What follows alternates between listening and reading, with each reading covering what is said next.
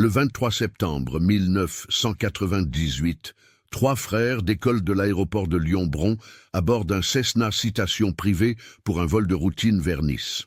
2 heures plus tard, l'appareil disparaît purement et simplement des écrans radars au-dessus des Alpes. Aucun signal de détresse, aucune communication d'urgence, juste le silence. Pendant 15 ans, les familles vivront dans l'incertitude la plus absolue, oscillant entre l'espoir et le désespoir. Puis, en 2013, la fonte accélérée d'un glacier révèle l'épave enfouie sous des tonnes de glace. Et lorsque les enquêteurs du bureau d'enquête et d'analyse parviennent à extraire les données de la boîte noire, miraculeusement préservées, ils découvrent quelque chose qui glacera le sang de tous ceux qui écouteront ces dernières minutes. Ce que les trois frères se sont dit avant la fin va bouleverser tout ce que leurs proches croyaient savoir sur cette tragédie. Qu'est-ce qui peut pousser 3 hommes, liés par le sang, à une telle issue en plein ciel? Avant de continuer avec cette histoire troublante, si vous appréciez les mystères réels comme celui-ci, abonnez-vous à la chaîne et activez les notifications pour ne manquer aucune nouvelle enquête. Maintenant, découvrons comment tout a commencé. Lyon, automne 1998. La ville bruisse encore de l'effervescence de la Coupe du Monde de football remportée quelques mois plus tôt par la France. Dans le quartier aisé du 6e arrondissement, près du parc de la Tête d'Or, la famille Fontaine incarne une certaine idée de la réussite à la française. Leur histoire commence 30 ans plus tôt, lorsque Georges Fontaine, ingénieur civil de formation, fonde une petite entreprise de construction qui deviendra progressivement l'un des acteurs majeurs du développement immobilier dans la région Rhône-Alpes. Claire Fontaine, née Garnier, épouse Georges en 1968. Professeure de littérature au lycée du Parc, elle apporte à cette union une sensibilité artistique qui contrebalance le pragmatisme de son mari. Ensemble, ils élèvent 3 fils dans un appartement spacieux de l'avenue Foch, leur transmettant des valeurs de travail, d'excellence et surtout de solidarité fraternelle. « Vous êtes frères avant tout », répète inlassablement Georges à ses enfants. Dans ce monde, on ne peut compter que sur sa famille. Maxime naît en 1956, l'année du printemps de Budapest et de la crise de Suez. Dès l'enfance, il manifeste un esprit vif et une capacité étonnante à comprendre les mécanismes économiques. À 12 ans, il achète et revend déjà des bandes dessinées à ses camarades de classe avec une marge bénéficiaire calculée au centime près. Après des études à l'École supérieure de commerce de Lyon, il intègre naturellement l'entreprise familiale en 1979. Son père voit en lui son successeur naturel. Julien arrive 2 ans plus tard, en 1958. Plus rêveur que son aîné, il passe son enfance à dessiner des bâtiments imaginaires dans les marges de ses cahiers d'écolier. Claire encourage cette passion artistique que Georges considère avec une légère inquiétude. Un architecte, pourquoi pas, dit-il finalement, mais un architecte qui construit du vrai, du solide, pas des châteaux en Espagne. Julien poursuit des études brillantes à l'École nationale supérieure d'architecture de Lyon et ouvre son propre cabinet en 1984, spécialisé dans les projets résidentiels haut de gamme. Sébastien, le Benjamin, naît en 1963, l'année de l'assassinat de Kennedy. Alors que ses frères gardent les pieds sur terre, lui lève constamment les yeux vers le ciel. À 8 ans, il collectionne déjà les modèles réduits d'avions et dévore tous les livres sur l'aviation qu'il peut trouver à la bibliothèque municipale. Georges espère secrètement que cette passion ne sera qu'une phase, mais elle s'intensifie avec les années. Sébastien intègre l'École nationale de l'aviation civile en 1982 et devient pilote commercial pour Air Inter en 1986. Claire conserve précieusement la photo de son plus jeune fils en uniforme lors de son premier vol. L'entreprise Fontaine Développement connaît une croissance régulière durant les années 80. Georges a le flair pour détecter les opportunités avant ses concurrents. Il rachète des terrains en périphérie de Lyon quand tout le monde mise encore sur le centre-ville. Quand le boom immobilier de la fin des années 80 transforme ces parcelles en mines d'or. La fortune familiale est faite. En 1993, l'entreprise emploie près de 120 personnes et affiche un chiffre d'affaires de plusieurs dizaines de millions de francs. Mais ce succès a son revers. Georges développe des problèmes cardiaques au début des années 90. Les médecins du centre hospitalier Lyon-Sud lui recommandent de lever le pied, mais il refuse obstinément. Une entreprise, ça ne se pilote pas à mi-temps, répète-t-il à Claire qui s'inquiète. Le 15 février 1995, lors d'une réunion de chantier à Villeurbanne, Georges s'effondre. Infarctus massif. Il décède avant l'arrivée du SAMU. Il a 59 ans. La succession révèle une situation plus complexe que prévu. Georges, dans son ambition de développer l'entreprise, a contracté des emprunts importants auprès de plusieurs banques lyonnaises. Certains projets immobiliers, lancés avec optimisme au début des années 90, se trouvent maintenant en difficulté à cause du ralentissement économique qui suit la récession. Maxime, qui prend naturellement la tête de l'entreprise, découvre que la trésorerie est plus tendue qu'il ne l'imaginait. Il faut agir vite et prendre des décisions difficiles.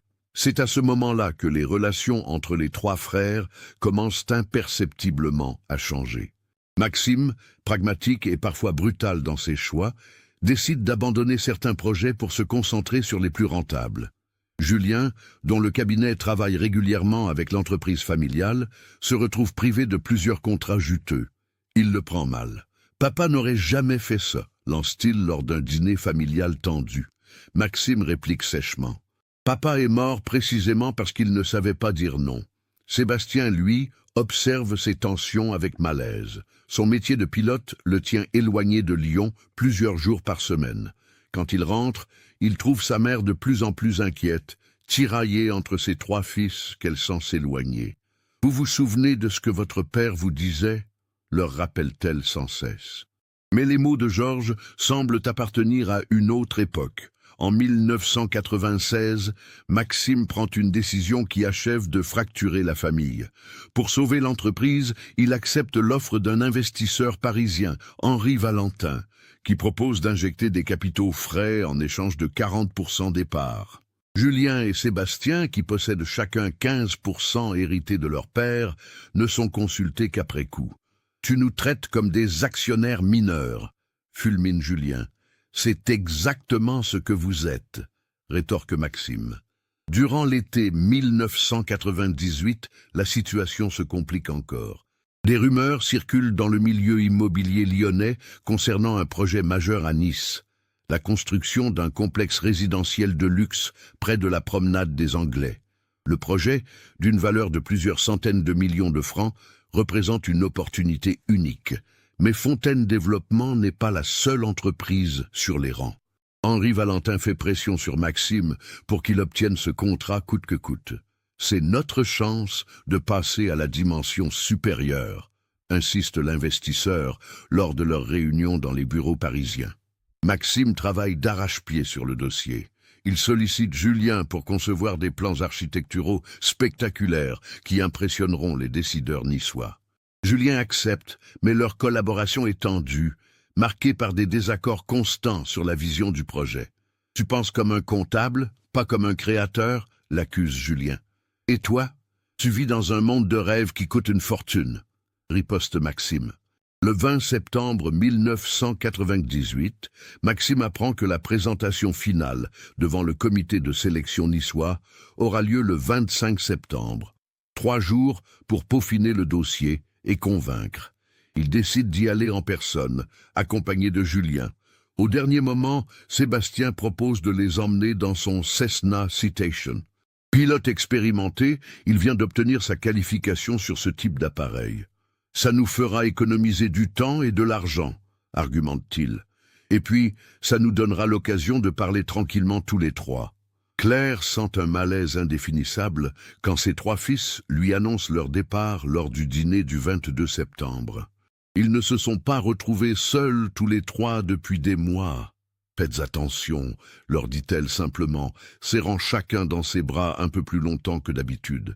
Elle ne sait pas encore que c'est la dernière fois qu'elle les verra vivants. Le mercredi 23 septembre 1998, le réveil sonne à 5h30 dans l'appartement de Maxime, rue de la République.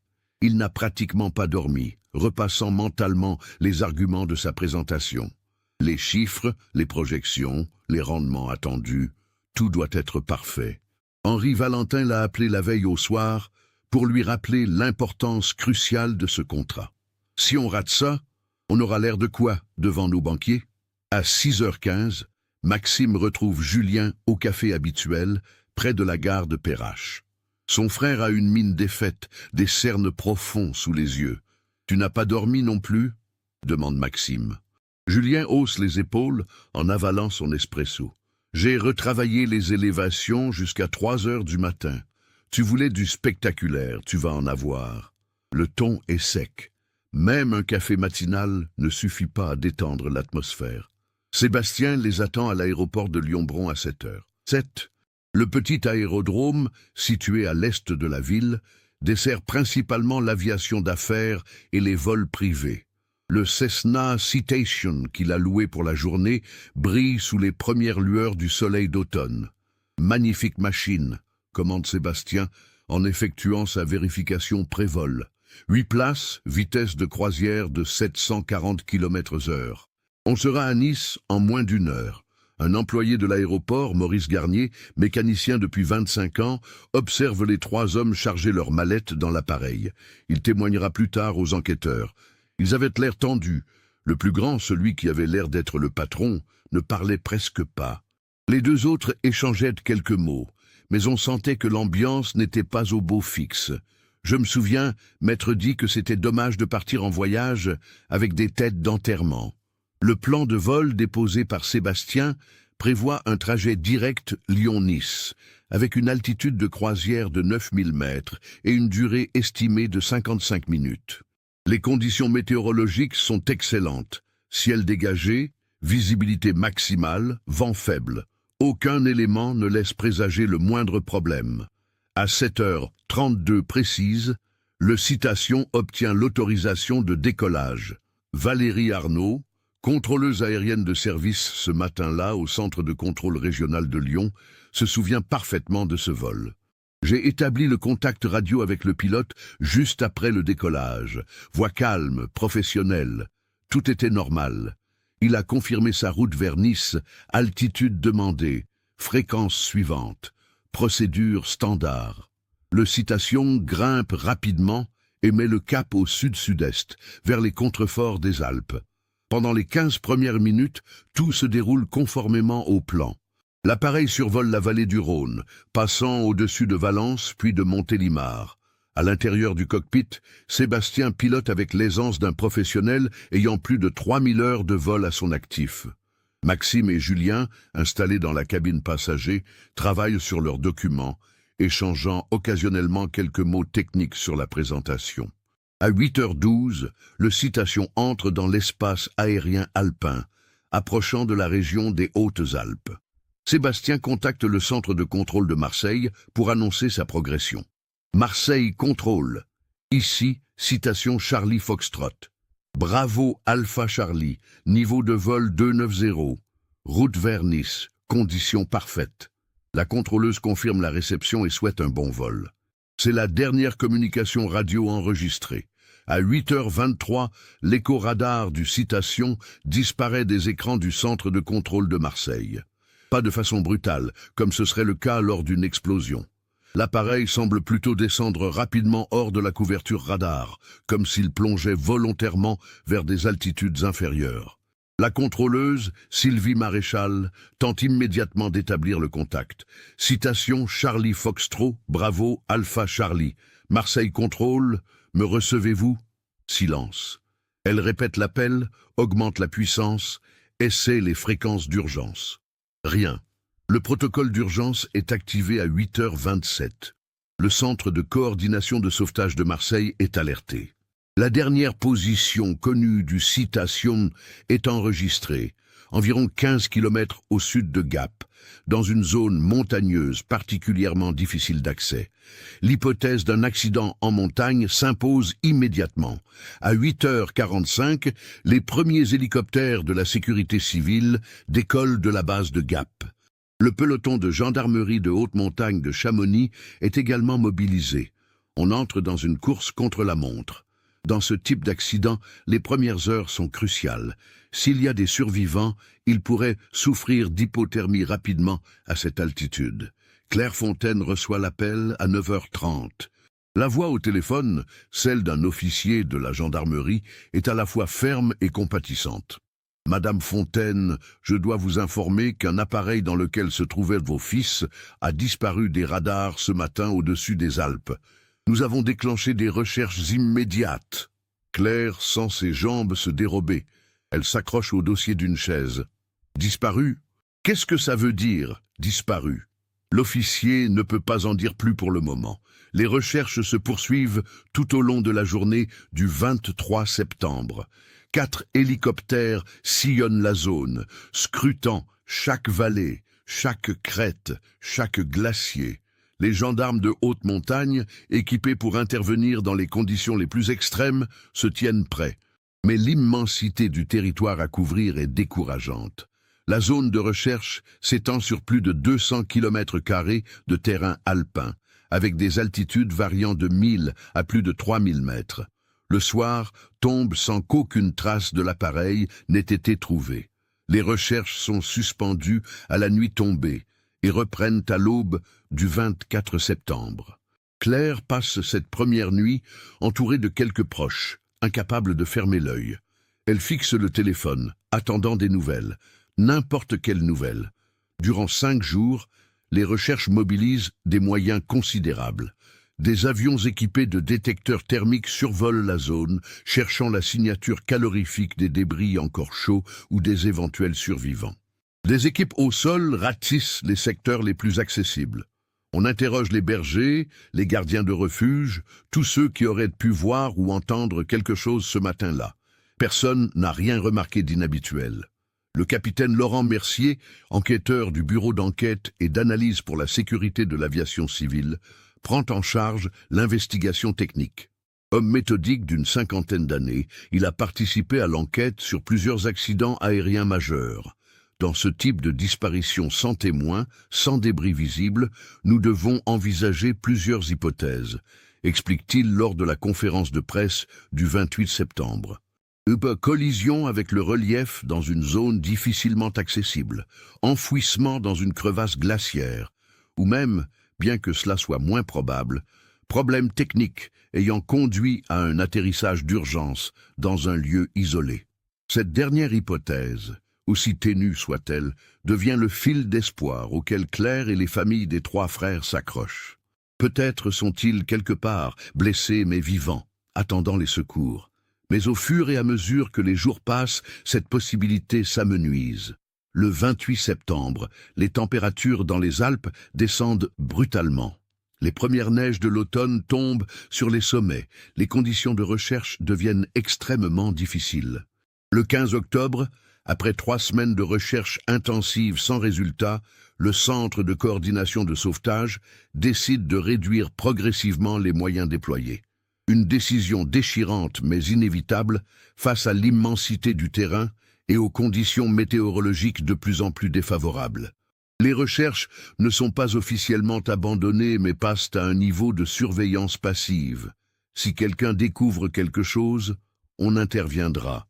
En attendant, l'hiver s'installe sur les Alpes, recouvrant de neige et de glace tout ce qui pourrait encore être trouvé. Claire refuse d'accepter cette réalité. « Ils sont là-bas, quelque part », répète-t-elle. « Je le sens. » Une mère sait ces choses, mais au fond d'elle-même, alors que novembre arrive avec ses premières grandes tempêtes alpines, elle commence à comprendre que ses 3 fils ne reviendront probablement jamais. L'hiver 1998. 1999 s'abat sur les Alpes avec une rigueur particulière. Les chutes de neige sont abondantes, recouvrant les sommets d'un épais manteau blanc qui persistera jusqu'au printemps. Dans l'appartement de l'avenue Foch à Lyon, Claire observe par la fenêtre les premiers flocons tomber sur le parc de la Tête d'Or. Chaque chute de neige est désormais une torture supplémentaire. Elle imagine ses fils ensevelis quelque part sous ces tonnes de glace, inaccessibles, gelés, seuls. Le capitaine Mercier continue son travail d'enquêteur malgré l'absence de débris. Il épluche les dossiers de maintenance du Citation, interroge le propriétaire de l'appareil, vérifie le passé aéronautique de Sébastien. Tout indique un pilote compétent, un avion bien entretenu, des conditions idéales. C'est l'un des mystères les plus frustrants de ma carrière, confie-t-il à son équipe. Un appareil ne disparaît pas simplement comme ça, surtout par beau temps. Il y a forcément une explication, mais sans l'épave, nous ne pouvons que spéculer. Les théories abondent. Certains évoquent une dépressurisation soudaine qui aurait rendu l'équipage inconscient, l'appareil se pilotant automatiquement jusqu'à l'épuisement du carburant avant de s'écraser.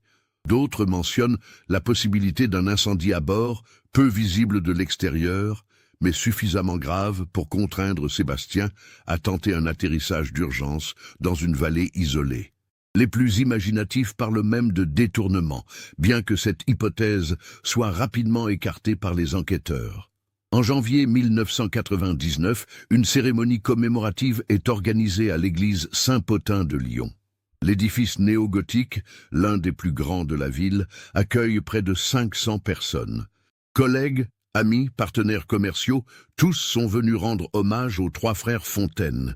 Les trois cercueils vides, symboliques, sont alignés devant l'autel. Le prêtre parle d'espérance, de foi, de mystère divin. Claire, vêtue de noir, reste stoïque durant toute la cérémonie. Ce n'est qu'au moment où les trois cercueils sont portés vers la sortie qu'elle s'effondre finalement, sanglotant de manière incontrôlable. « Ils ne sont pas dedans !» crie-t-elle presque. « Mes fils ne sont pas dedans !» La gestion de la succession de Maxime et de ses frères s'avère complexe. Juridiquement, ils ne peuvent être déclarés officiellement décédés avant plusieurs années. Fontaine Développement se retrouve dans un vide légal.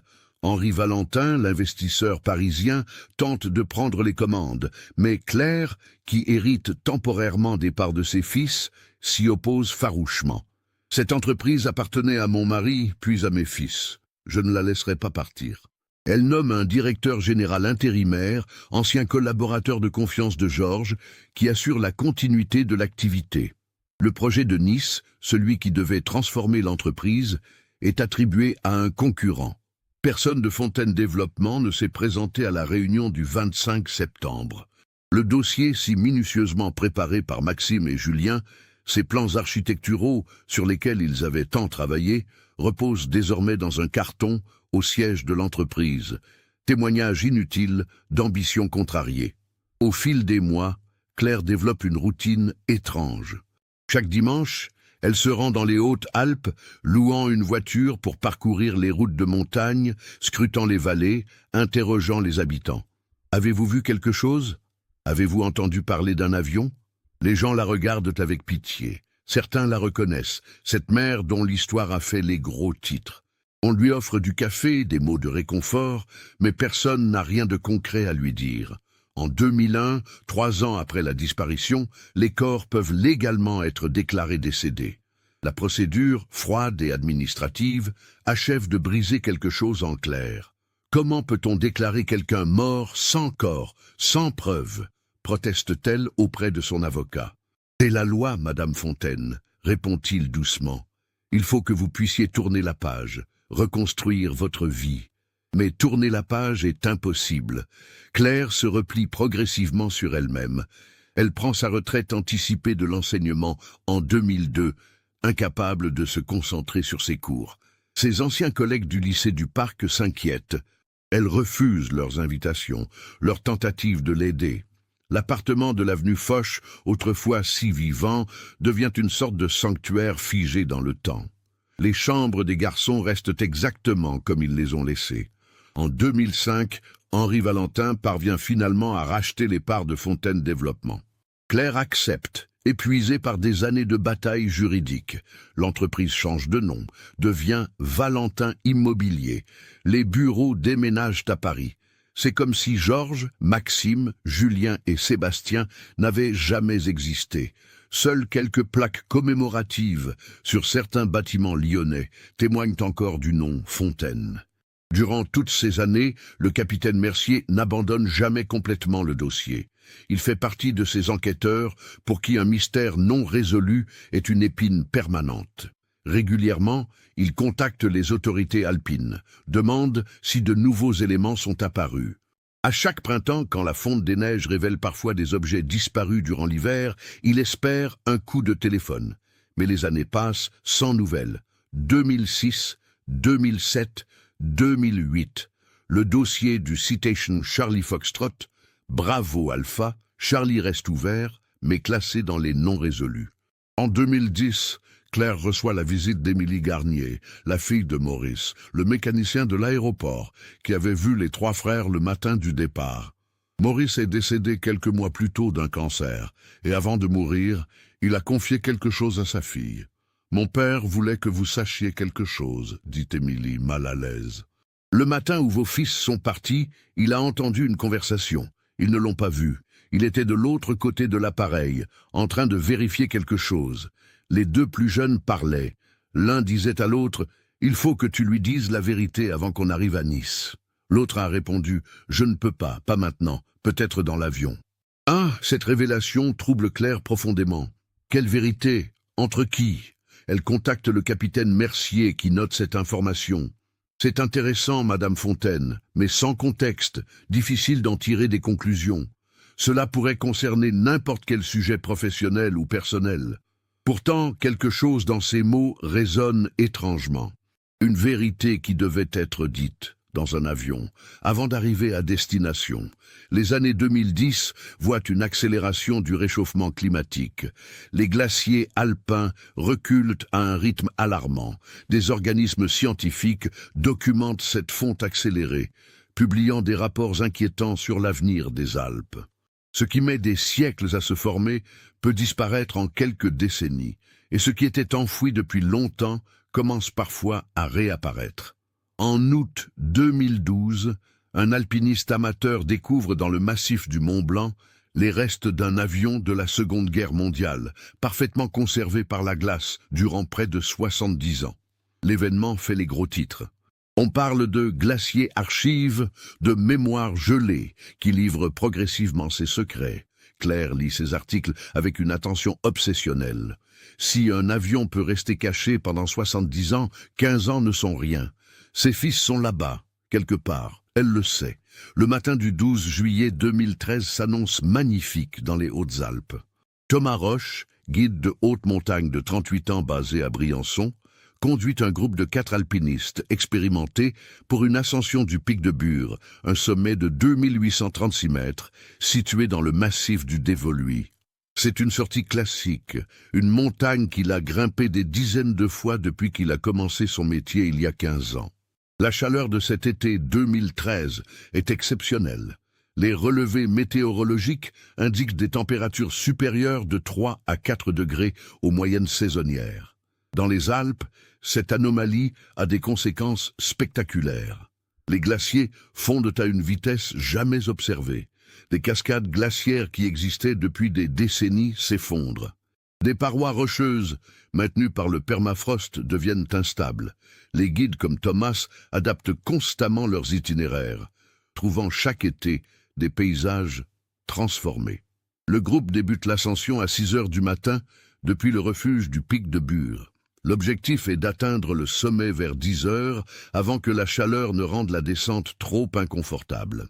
Thomas connaît chaque recoin de cette montagne. Il sait où placer ses pieds, où trouver les meilleurs ancrages, comment lire le terrain. Mais aujourd'hui, quelque chose le trouble. En traversant une zone glaciaire à 3200 mètres d'altitude, il remarque une dépression inhabituelle dans la glace. « Attendez !» dit-il au groupe, levant la main. Il s'approche prudemment, testant la solidité du terrain avec son piolet. La surface glaciaire présente une faiblesse, une zone où la fonte a créé une sorte de cavité.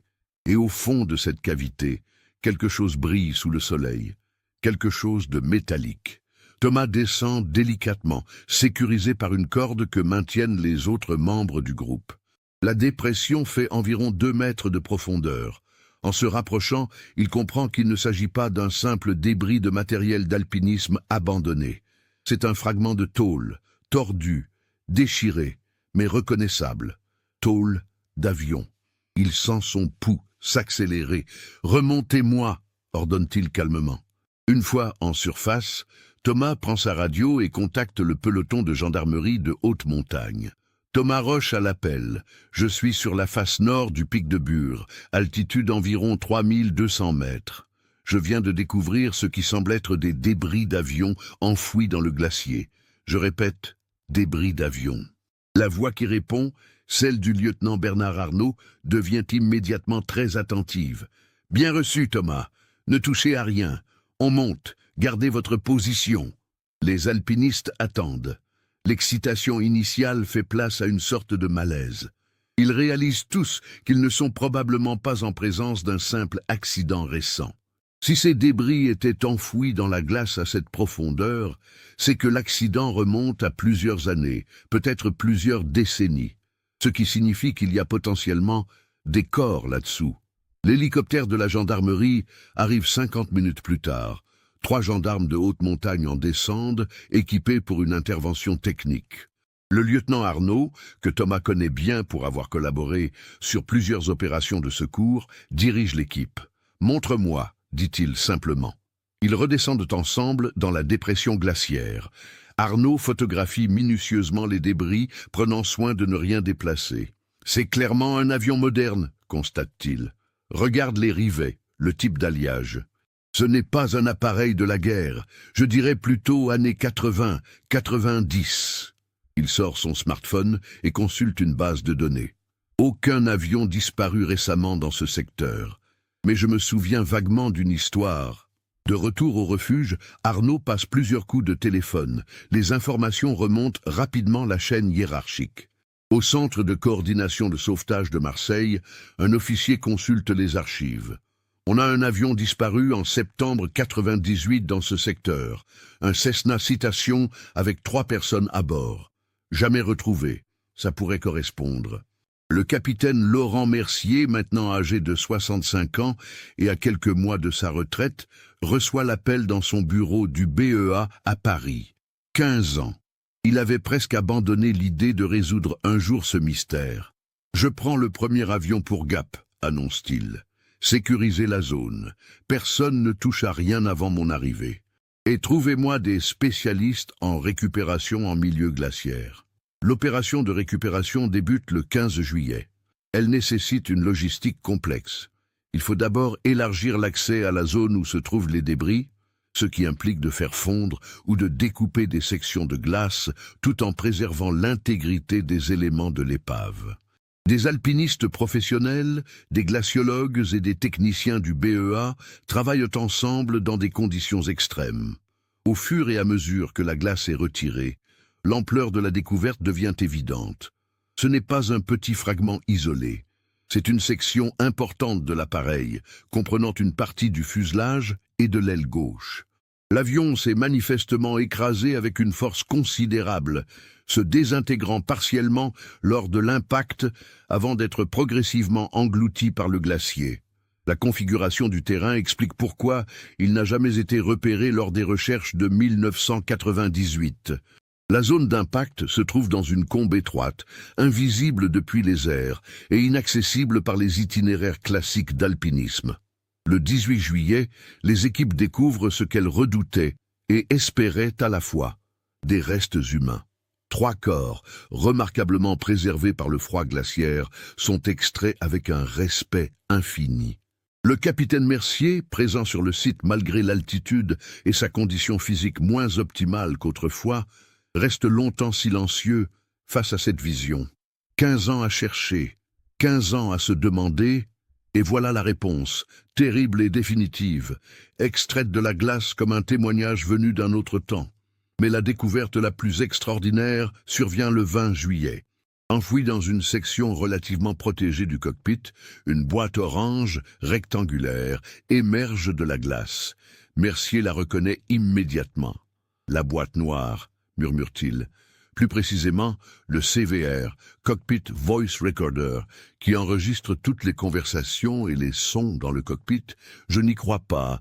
Après 15 ans dans la glace, il manipule l'appareil avec précaution, constatant que le boîtier semble intact. Si les composants internes ont tenu, si l'humidité n'a pas tout détruit, on pourrait avoir des réponses. La boîte noire est immédiatement transportée dans un laboratoire spécialisé près de Paris. Les techniciens du BEA, habitués à analyser ce type d'équipement même après des accidents violents, sont néanmoins sceptiques. 15 ans d'exposition au froid extrême, au cycle de gel-dégel, à l'humidité. Normalement, les circuits électroniques ne devraient plus fonctionner, explique Marc Duval, ingénieur électronicien en chef. Mais on va essayer. On ne sait jamais. Le processus de récupération des données est long et minutieux. Il faut d'abord sécher complètement l'appareil, puis tenter d'accéder aux puces mémoire sans les endommager. Pendant 2 semaines, les techniciens travaillent avec une patience infinie. Le capitaine Mercier attend, conscient qu'il s'agit probablement de sa dernière grande enquête avant la retraite. Claire Fontaine, informée de la découverte de l'épave, attend aussi dans son appartement de Lyon, oscillant entre l'espoir d'enfin savoir et la terreur de ce qu'elle pourrait apprendre. Le 8 août 2013, Marc Duval appelle Mercier. « Capitaine, c'est incroyable, absolument incroyable. On a récupéré les données. Pas tout, il y a des sections corrompues, mais on a les dernières minutes. Les dernières minutes avant la fin. Vous devez venir écouter ça, maintenant. » Le capitaine Laurent Mercier arrive au laboratoire du BEA à 14 heures. Marc Duval l'attend dans la salle d'analyse, une pièce insonorisée équipée de matériel audio sophistiqué. Sur l'écran d'ordinateur, des formes d'ondes vertes et jaunes denses, représentation visuelle des sons capturés il y a 15 ans. Avant d'écouter, je dois vous prévenir, commence Duval, visiblement mal à l'aise. Ce n'est pas ce à quoi on s'attendait, ce n'est pas un accident technique. Mercier sent son estomac se nouer. Après 35 ans de carrière, il a appris à décoder ses avertissements. Passez l'enregistrement, ordonne-t-il simplement. Les premières minutes sont routinières. On entend le bruit de fond du moteur, les échanges radio standards entre Sébastien et les contrôleurs aériens. La voix du pilote est calme, professionnelle. Puis, à 8h11 et 15 secondes, une nouvelle voix se fait entendre, étouffée par la distance du micro, mais reconnaissable. Maxime. « Sébastien, on peut parler maintenant ?» Le pilote répond. « Je vous écoute. Mais faites vite.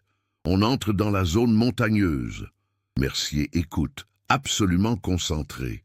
Ce qui suit va le bouleverser. Maxime. « Julien, il faut qu'on mette les choses au clair avant d'arriver à Nice. Cette situation ne peut pas continuer. » Julien. « Quelle situation, Maxime ? Celle où tu prends toutes les décisions sans nous consulter, où tu traites l'entreprise de papa comme ta propriété personnelle ? Maxime, l'entreprise aurait coulé si je n'avais pas pris des décisions difficiles. Papa était un visionnaire, mais il ne savait pas gérer les risques. J'ai sauvé ce qu'il restait à sauver. Julien, en vendant notre héritage à Valentin, en me retirant des projets sur lesquels j'avais travaillé pendant des mois, tu appelles ça sauver ? Un silence tendu. Puis Sébastien intervient, sa voix trahissant l'anxiété. « Les gars, ce n'est peut-être pas le moment. » Maxime. « Non, Sébastien, c'est exactement le moment. Il faut que Julien comprenne. Le projet de Nice, c'est notre dernière chance. Si on le rate, Valentin va exiger qu'on vende tout. Il a déjà les contacts pour racheter les parts à 50 centimes. 50 centimes sur le franc, tu comprends ça? Tout ce que papa a construit, tout ce pourquoi il est mort, ça partira pour une bouchée de pain. » Julien. « Et tu crois que ce projet va nous sauver avec tes chiffres gonflés et mes plans que tu as modifiés sans me demander mon avis? Les gens de Nice ne sont pas idiots, Maxime. Ils vont voir que c'est du vent. » Maxime. « Ce n'est pas du vent. J'ai juste optimisé les projections. C'est comme ça que ça marche dans l'immobilier. Tout le monde le fait. » Julien. « Optimisé? Tu veux dire menti. Tu as inventé des chiffres de rentabilité qui n'ont aucun sens. Et tu m'as demandé de créer des plans pour un budget qui n'existe pas. Tu nous mets tous en danger. » La tension dans les voix est palpable. Mercier ferme les yeux, reconstituant mentalement la scène dans le petit cockpit. 3 frères confinés dans un espace restreint, à 9000 mètres d'altitude, réglant des comptes qui auraient dû l'être depuis longtemps. Maxime, écoute-moi bien, Julien. Tu es mon frère et je t'aime. Mais tu vis dans un monde de principes qui n'a rien à voir avec la réalité. Dans la vraie vie, parfois, il faut prendre des risques. Il faut jouer le jeu. Papa l'a fait, même s'il ne l'admettait pas. Julien, ne mets pas papa dans ça. Il n'aurait jamais... Maxime, il n'aurait jamais quoi. Il a fait exactement la même chose en 87 pour le projet de Villeurbanne. Il a présenté des chiffres embellis pour obtenir le financement. La différence, c'est que ça a marché. C'est tout. Un silence lourd. Puis Julien, d'une voix changée, « Tu mens, Maxime? Je ne mens pas. Demande à maman si tu ne me crois pas. Elle était au courant. Tout le monde fermait les yeux parce que ça marchait. C'est ça, le business, petit frère. C'est pas des beaux dessins et des idéaux. » Sébastien, « Maxime, arrête. » Julien, « Tu es en train de me dire que papa était un escroc, que toute sa vie, tout ce qu'il a construit était basé sur des mensonges. » Maxime, « Je dis que papa était un homme d'affaires qui faisait ce qu'il fallait pour réussir. Comme moi. Comme toi, tu devrais le faire au lieu de jouer les vierges effarouchées. » Le ton monte encore. Les voix se chevauchent. Mercier doit se concentrer pour suivre. Julien, « Je ne te laisserai pas détruire la mémoire de papa. Je ne te laisserai pas nous entraîner dans ta chute. Dès qu'on atterrit à Nice, je vais dire aux gens là-bas la vérité sur tes chiffres. » Maxime, après un silence glacial, « Tu ne feras pas ça. » Julien, « Si, je vais le faire, et après je démissionne de tout ce qui me lie à ton entreprise. Je récupère mes parts et je te laisse te démerder avec Valentin. » Maxime, « Tes parts ne valent rien si l'entreprise coule. Tu es aussi coincé que moi dans ce merdier. » Julien, « Alors on coulera. Au moins, je pourrai me regarder dans une glace. » C'est à ce moment précis, 8h19 et 42 secondes, que la situation bascule. Une voix nouvelle se fait entendre, beaucoup plus forte, presque un cri. « Sébastien, Sébastien, stop! Vous deux, vous allez vous taire maintenant. » Un silence choqué. Sébastien, la voix tremblante. « Vous voulez savoir la vérité? La vraie vérité? Vous en parlez de papa comme si vous le connaissiez, mais aucun de vous deux ne sait ce qui s'est vraiment passé. » Maxime. « De quoi tu parles? » Sébastien. « Le 15 février 95, le jour où papa est mort, vous croyez que c'était juste un infarctus au hasard? » Julien. « Sébastien, qu'est-ce que... » Sébastien. « Il savait, bordel. Il savait que tout allait s'effondrer. La banque lui avait donné 2 semaines pour rembourser 5 millions de francs qu'il n'avait pas. Valentin était déjà là à l'époque, prêt à racheter l'entreprise pour rien. Papa préférait mourir plutôt que de perdre ce qu'il avait construit. Il me l'a dit, 1 semaine avant. Il m'a tout dit. Un silence de mort dans le cockpit. Même le bruit du moteur semble s'atténuer. Maxime, d'une voix blanche. « Qu'est-ce que tu racontes ?» Sébastien. « J'étais passé le voir au bureau ce jour-là. »« Tu te souviens, Maxime? Tu étais à Paris pour une réunion. Julien, tu étais sur un chantier à Grenoble. Papa m'a regardé et il m'a dit « Sébastien, je suis fatigué, tellement fatigué. J'ai construit tout ça pour vous, mes fils, et maintenant je vais tout perdre. Je ne peux pas vivre avec ça. » Julien. « Tu savais qu'il allait. » Sébastien. « Je ne savais pas qu'il allait mourir. Je pensais qu'il parlait de retraite, de passer la main. Mais quand j'ai appris pour l'infarctus, quand le médecin a dit que son cœur avait juste lâché sans raison médicale claire, j'ai compris. Papa a choisi son moment. Il a choisi de partir avant la catastrophe. » Maxime. « Tu aurais dû nous dire... » Sébastien. « Quoi? Vous dire que votre héros, ce père parfait, était un homme brisé qui a préféré mourir plutôt que d'affronter ses échecs. Vous auriez voulu savoir ça. » Mercier arrête l'enregistrement. Il a besoin d'une pause. Cette conversation dépasse largement le cadre d'une enquête aéronautique. C'est une tragédie familiale qui se dévoile, des secrets qui auraient peut-être dû rester enfouis. « Il y a plus ?» demande-t-il à Duval. Le technicien hoche gravement la tête. « Oui, et ça devient pire. » Mercier respire profondément avant de faire signe de reprendre. Après plusieurs secondes de silence dans le cockpit, Julien parle. sa voix cassée. Tout ce temps, toutes ces années à idéaliser papa, à penser que Maxime trahissait son héritage. Et toi, tu savais. Tu nous as laissé nous déchirer pendant 3 ans, en sachant la vérité. Sébastien, je voulais vous protéger. Maman aussi, elle ne sait rien de tout ça. Elle croit encore que papa était un saint.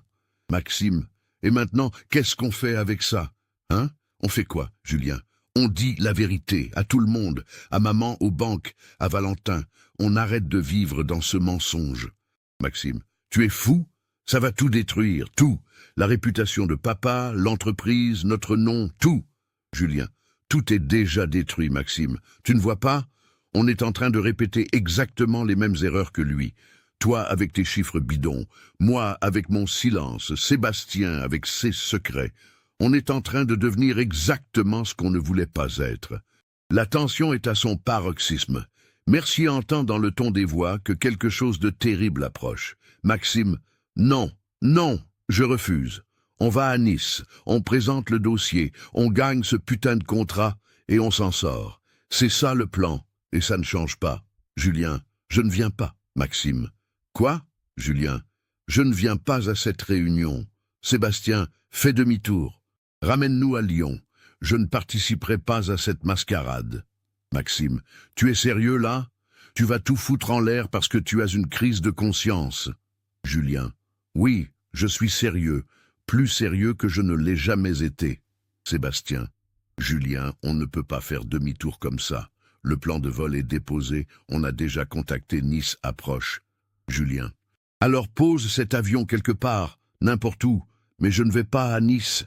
Maxime, hurlant presque, tu vas nous faire perdre tout. Julien, non, c'est toi qui as déjà tout perdu. Un bruit soudain, comme un choc, un mouvement brusque. Sébastien crie, « Hé, qu'est-ce que vous faites? Lâchez les commandes !» Les secondes qui suivent sont confuses.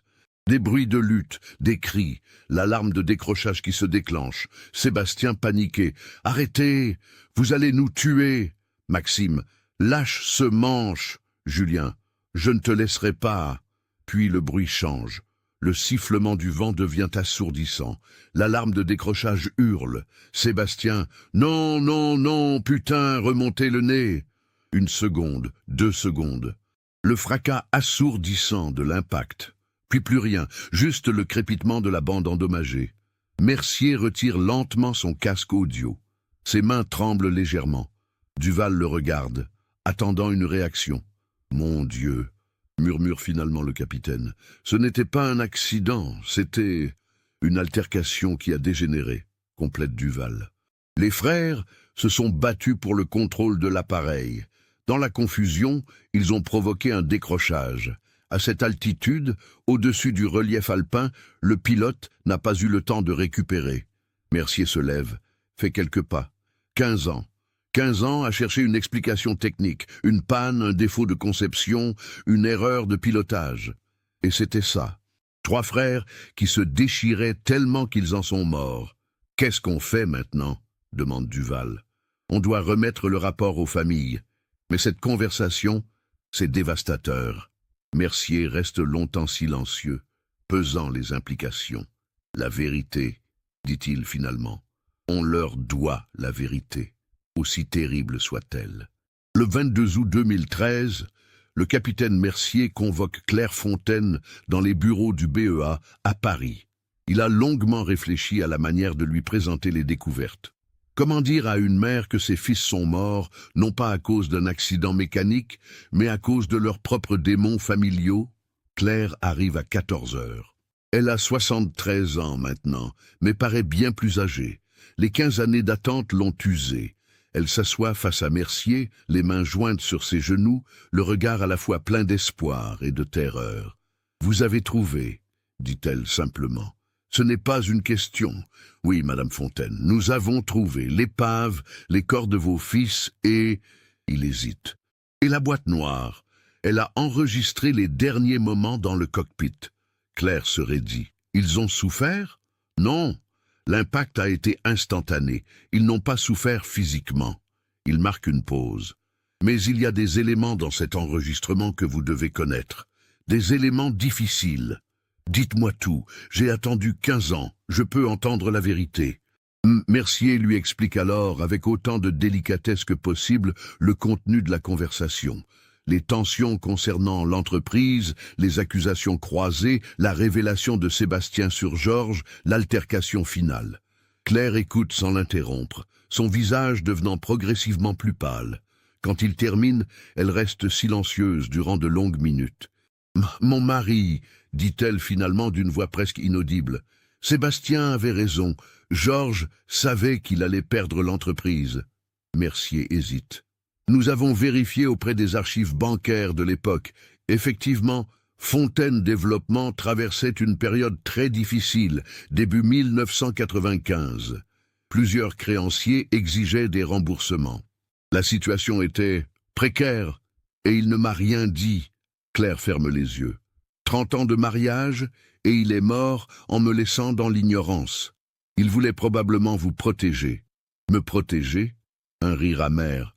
En me laissant seul face aux conséquences, en laissant nos fils se déchirer pendant 3 ans avant de mourir tous ensemble à cause de ces mêmes secrets. C'est ça, me protéger? Mercier ne répond pas. Il n'y a rien à dire. Claire rouvre les yeux. Je veux écouter. L'enregistrement. Madame Fontaine, je ne suis pas sûr que ce soit une bonne idée. C'est très... Je veux écouter. Sa voix est ferme maintenant. Ce sont les dernières paroles de mes fils. J'ai le droit de les entendre. Mercier acquiesce lentement. Il installe Claire dans la salle d'écoute, lui pose le casque sur la tête. Si à n'importe quel moment vous voulez arrêter, elle fait un geste de la main. Lancez. Les 30 minutes qui suivent sont parmi les plus difficiles de la vie de Claire Fontaine. Elle écoute, les yeux fermés, les larmes coulant silencieusement sur ses joues, ses fils se parler, se disputer, se révéler, se détruire. Quand arrive le moment de l'altercation finale, elle serre les accoudoirs du fauteuil jusqu'à ce que ses jointures deviennent blanches. Le fracas de l'impact la fait sursauter malgré elle. Quand l'enregistrement se termine, elle reste immobile pendant de longues minutes, le casque encore sur les oreilles. Puis elle le retire lentement et le pose sur la table. « Il se battait pour le contrôle de l'avion », dit-elle d'une voix plate. « Mes 3 fils, dans les airs, se battaient physiquement. Et l'avion s'est écrasé. C'est ce que l'analyse indique, oui. Qui a commencé? Qui a touché les commandes en premier? Madame Fontaine, je ne pense pas que... Qui? » Sa voix se brise. Mercier prend une profonde inspiration. L'analyse audio suggère que Julien a saisi le manche de commande pour forcer Sébastien à changer de cap. Maxime a essayé de l'en empêcher. Dans la confusion, l'appareil est entré en décrochage. Sébastien a tenté de récupérer, mais il était trop tard. À cette altitude, au-dessus d'un terrain montagneux, le temps de réaction était trop court. Julien.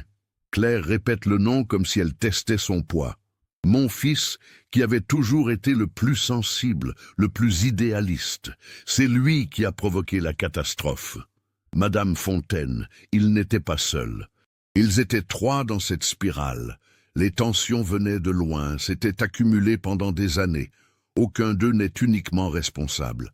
Mais Claire secoue la tête. Non, vous ne comprenez pas. Julien savait. Il savait que s'il faisait ça, ils mourraient tous. Il préférait ça plutôt que de laisser Maxime aller à Nice avec ses mensonges. Il a choisi. Mercier ne peut pas contredire cette interprétation. Elle correspond malheureusement aux faits. Claire se lève soudain, chancelante. « Je veux voir où c'est arrivé. »« Quoi ?»« Le lieu de l'accident. Je veux y aller. » Madame Fontaine, c'est à 3200 mètres d'altitude. L'accès est extrêmement difficile. Je me fous de la difficulté. Mes fils sont restés là-bas pendant 15 ans. Je veux voir. 3 jours plus tard, le 25 août, un hélicoptère dépose Claire Fontaine aussi près que possible du site de l'accident. Thomas Roche, le guide qui a découvert l'épave, l'accompagne pour les derniers mètres à pied. Le temps est clair, la vue s'étend sur des kilomètres de sommets alpins. C'est d'une beauté à couper le souffle. Claire reste longtemps debout au bord de la dépression glaciaire où reposaient ses fils. Le glacier continue de fondre. Dans quelques années, cet endroit sera peut-être complètement différent. « C'est si beau », murmure-t-elle, « et si froid. » Thomas reste en retrait, respectant son besoin de solitude. Il la voit poser une main sur la paroi glacée, comme si elle pouvait toucher ses fils à travers la glace et le temps. Il se battait, dit-elle soudain à voix haute, parlant peut-être à ses fils, peut-être à elle-même. Il se battait parce qu'il vous aimait, Georges, tous les trois. Il voulait être digne de vous, protéger votre mémoire, continuer ce que vous aviez commencé. Et regardez où ça les a menés. Le vent alpin emporte ces mots. Vous nous avez tous détruits avec vos secrets, mon amour. Vous, puis eux, et maintenant moi. Qu'est-ce qui reste de la famille Fontaine? Des mensonges gelés dans un glacier. Elle reste là, au sommet de cette montagne, pendant près d'une heure. Quand elle redescend finalement, son visage montre une résolution nouvelle. « Je veux que tout soit rendu public », dit-elle à Mercier qui l'attend à la base. « L'enregistrement, tout. Pas de rapport édulcoré. La vérité complète. Madame, êtes-vous certaine? Votre vie privée, celle de vos fils. Ils sont morts en se cachant la vérité les uns aux autres. Au moins que leur mort serve à quelque chose. Que les gens sachent ce que les secrets peuvent faire à une famille. Publiez tout. Le rapport final du bureau d'enquête et d'analyse sur l'accident du Cessna Citation, Charlie Foxtrot. Bravo Alpha. Charlie est publié le 15 septembre 2013, exactement 15 ans après la disparition. Conformément à la volonté de Claire Fontaine, il inclut l'intégralité de la transcription de la boîte noire. La nouvelle fait les gros titres dans toute la France. Drame familial à 9000 mètres. 3 frères meurent en se battant dans leur avion. Titre Le Monde. Le Figaro opte pour 15 ans après, la boîte noire révèle un secret familial tragique. Libération choisit un angle plus analytique, quand les fantômes du passé provoquent une tragédie alpine. Les médias se saisissent de l'histoire. Des émissions de télévision consacrent des débats aux secrets familiaux, aux tensions dans les entreprises familiales, aux conséquences du non-dit. Des psychologues analysent la dynamique entre les 3 frères Fontaine. Des experts en aviation discutent des dangers des altercations dans un cockpit. L'histoire devient un cas d'école, étudié dans les formations de pilotes comme exemple de l'importance de la stabilité émotionnelle en vol. Claire donne une unique interview au journal Le Progrès de Lyon, 3 semaines après la publication du rapport. Elle y parle avec une franchise désarmante. « J'ai perdu mon mari à cause de ses secrets. J'ai perdu mes 3 fils à cause des secrets qu'ils se cachaient mutuellement. Maintenant, je n'ai plus de secrets. Qu'est-ce que j'ai à cacher encore? Ma famille entière est morte. Au moins, que leur histoire serve d'avertissement. » Elle révèle également des éléments que le rapport du BEA ne mentionnait pas. Comment elle avait senti les tensions monter entre ses fils sans jamais oser intervenir vraiment. Comment elle avait fermé les yeux sur les pratiques commerciales douteuses de Georges par amour et loyauté. Comment elle s'était menti à elle-même pendant 15 ans, préférant croire à un accident mécanique plutôt qu'affronter la possibilité que ses fils soient morts à cause de conflits qu'elle aurait peut-être pu apaiser. On se dit toujours qu'on parlera demain, qu'on réglera les problèmes plus tard, que ce n'est pas le bon moment, confie-t-elle au journaliste. Et puis, il n'y a plus de lendemain, plus de moment. Juste le regret. L'article publié le 10 octobre 2013 génère des milliers de réactions. Des lecteurs partagent leurs propres histoires de famille déchirées par des secrets. Une femme raconte comment elle ne parle plus à son frère depuis 8 ans à cause d'un héritage. Un homme explique avoir rompu avec son père sans jamais lui avoir dit pourquoi. Les commentaires sont un déversoir de douleurs familiales non résolues, de mots non dits, de rancœurs accumulées. Pour le capitaine Mercier, cette affaire marque sa dernière enquête avant la retraite. Il prend officiellement sa retraite le 1er novembre 2013, après 37 ans de service. Lors de son pot de départ, ses collègues évoquent ses nombreux succès, les vies sauvées grâce à ses recommandations de sécurité. Mais il sait que l'affaire Fontaine restera sa plus marquante. « On cherche toujours des causes techniques », dit-il dans son discours de départ. Des défauts de fabrication, des erreurs de maintenance, des conditions météo. Mais parfois, la cause est simplement humaine, trop humaine. Claire vend l'appartement de l'avenue Foch en décembre 2013. Trop de souvenirs, trop de fantômes. Elle achète un petit studio près du parc de la Tête d'Or où elle peut marcher tous les matins. Elle commence à écrire un livre, pas vraiment sur ses fils ou son mari, mais sur le poids des secrets dans les familles. « Je ne suis pas écrivain, dit-elle à son éditeur potentiel, mais j'ai une histoire qui doit être racontée. » Le livre, publié en septembre 2014 sous le titre « Dans la glace du silence », devient un succès inattendu. Claire y raconte sans phare la vie de sa famille, les succès apparents qui cachaient des fissures profondes, l'amour qui coexistait avec le mensonge. Le dernier chapitre est consacré aux 15 ans d'attente, à l'espoir qui s'amenuise, à la découverte finale. Elle termine par ces mots. « Mes fils sont morts, à cause de ce qu'ils n'ont pas su se dire avant de monter dans cet avion. Que leur tragédie nous rappelle à tous que les mots non dits pèsent parfois plus lourd qu'une montagne de glace. » Sur le site de l'accident, un petit mémorial a été érigé à l'initiative de la communauté d'alpinistes de la région. Une plaque de bronze fixée à un rocher porte les noms de Maxime, Julien et Sébastien Fontaine, ainsi qu'une phrase simple « Frères dans la vie, frères dans la mort, 23 septembre 1998 ». Claire s'y rend une fois par an, toujours le 23 septembre, accompagnée de Thomas Roche, qui a accepté d'être son guide permanent pour ses pèlerinages annuels.